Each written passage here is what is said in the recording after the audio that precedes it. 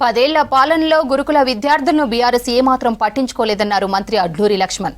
కుటుంబ తగాదాలతో హరీష్ రావు ఏం మాట్లాడుతున్నాడో అర్థం కావట్లేదన్నారు. బీఆర్ఎస్ పాలనలో ఏనాడైనా కేసీఆర్ గురుకులాల్లో విద్యార్థులను కలిశారా అని ప్రశ్నించారు. పెండింగ్ లో ఉన్న అవుట్ సోర్సింగ్ సిబ్బంది వేతనాలు బిల్లులను ఈ నెలలోపు క్లియర్ చేస్తామని చెప్పారు మంత్రి అడ్లూరి లక్ష్మణ్. మాజీ మంత్రి హరీష్ రావు గారు తెలంగాణ రాష్ట్ర ప్రభుత్వం గురుకులాలను నిర్వీర్యం చేయడం జరిగింది. రేవంత్ రెడ్డికి గౌరవ ముఖ్యమంత్రి రేవంత్ రెడ్డి ప్రభుత్వం వచ్చిన తర్వాత ఎడ్యుకేషన్ అన్ని విధాలు కూడా వెనక్కి నెట్టివేయబడ్డది. వారి ఆదేశాలన్నీ కాగితాలకే పరిమితమైనని చెప్పేసి 2014 నుంచి 18 నుంచి 23 వరకు వారి అధికారంలో ఉండి ప్రభుత్వాన్ని నడిపినటువంటి వారు ఈరోజు 22 నెలల లోపట్నే సుమారు 1,76,000 మంది విద్యార్థులు చదువుకున్న గురుకులాలకు సంబంధించినటువంటి ఆ 10 సంవత్సరాల లోపల గురుకులాలకు సంబంధించినటువంటి ఏదైతే కాగితాల మీద శాంక్షన్స్ ఇవ్వడం జరిగింది తప్ప వాళ్ళు 2014 నుంచి 23 వరకు పక్కా బిల్డింగ్ నిర్మాణాలు కానీ గురుకులాలకు సంబంధించిన స్కూల్స్కు సంబంధించినటువంటి కొత్త భవనాలు ఏర్పాటు చేయడం కానీ అదేవిధంగా పిల్లలకు సంబంధించినటువంటి ఏదైతే మౌలికమైన సదుపాయాల విషయం లోపల ఎన్నడూ పట్టించుకున్న పాపాన పోలే. హరీష్ రావు గారు మాట్లాడతాడేమనంటే గురుకులాలకు సంబంధించినటువంటి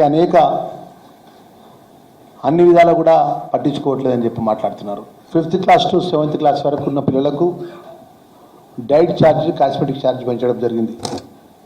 దానిలో భాగంగా 5th క్లాస్ 7th క్లాస్ నుంచి వారు 950 రూపాయలు డైట్ ఛార్జీలు ఇచ్చేవారు. వారే పరిపాలకులుగా ఉన్నారు.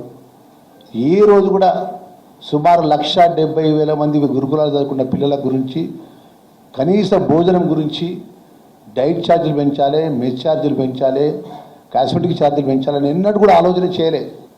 వారు ఈరోజు గురుకులాలు నిర్వీర్యమైనవని చెప్పేసి ప్రభుత్వంపై మాట్లాడడం అనేది అత్యంత తీవ్రంగా ఖండిస్తున్నాం. దాన్ని మేము వారు 10 సంవత్సరాల అధికారంలో ఉండి వాళ్ళు ప్రగతి భవన్లు కట్టుకుందామా, ఎమ్మెల్యే భవనాలు కడదామా, కలెక్టరేట్లు కడదామా, కాళేశ్వరం ప్రాజెక్టు కమిషన్ల పేరు మీద ఆలోచన చేద్దామా అని చెప్పి తప్ప ఆర్థికంగా రాష్ట్రాన్ని మొత్తం అతలాకుతలం చేసి రాష్ట్రాన్ని అప్పచెప్తే ఎప్పుడన్నా ఆ మాజీ ముఖ్యమంత్రి కేసీఆర్ రెండన్నా ఆలోచన చేసిండా?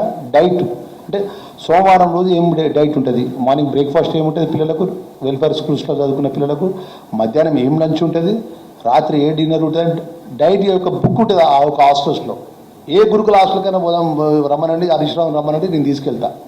మేము అసెంబ్లీలో చూస్తామైనా ఒక మాట మాట్లాడితే 10 మాటలు దానికి తిరిగి జవాబు చెప్తాడు.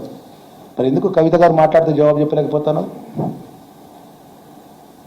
మొత్తం అసెంబ్లీ అంతా గిరా తిరుగుతావు, నువ్వే నవ్వుతావు, కుర్చీలో కూర్చుంటావు, చప్పట్లు కొడతావు. మన కవిత సోదరిమని అంత పెద్దగా ఆరోపణలు చేసింది కదా, ఎందుకు తిప్పి కొడతలేవు అని చెప్పి అంటున్నా.